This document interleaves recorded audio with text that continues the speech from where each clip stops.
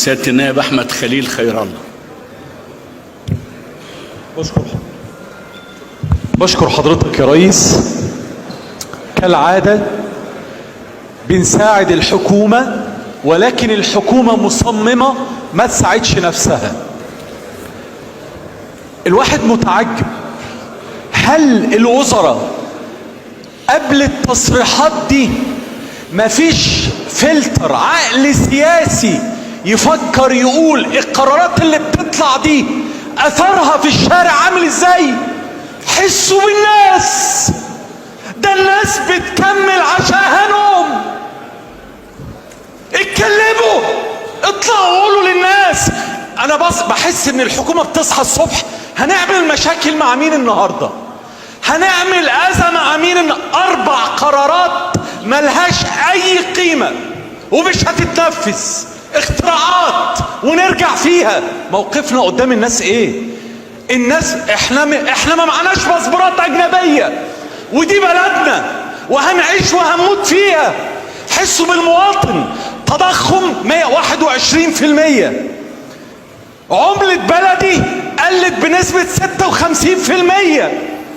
اتكلموا، اطلعوا قولوا للناس حاجة. السيد رئيس الوزراء يا اخي اختاروا متحدث رسمي يكون كاريزما يطلع يفهم الناس حاجة. القانون ده دفعنا ثمنه قد ايه السادة النواب؟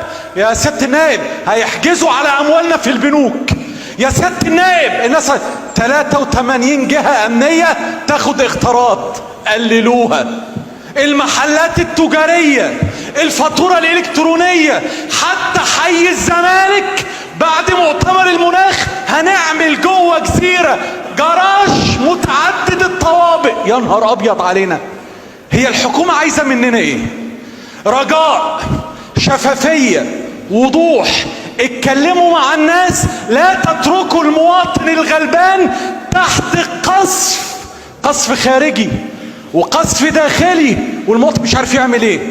السلع المحجوزة في المواني، سعر الدولار، الاسعار المتضاربة، المواطن بيتفاجئ عادي، لكن الحكومة تتفاجئ زيها زي المواطن. خلاصة الكلمة يا ريس، الحكومة مطلوبة انها يبقى فيه شفافية، يبقى فيه سرعة في الردود. هاتوا حد بتاع ماركتينج، حد يفكر لكم. اقسم بالله انا بحس ان مفيش عقل سياسي جوه الحكومه. بحترم السيد رئيس الوزراء في شخصه، لكن قرارات فعلا بتهز البلد. بشكر حضرتك يا ريس. شكرا.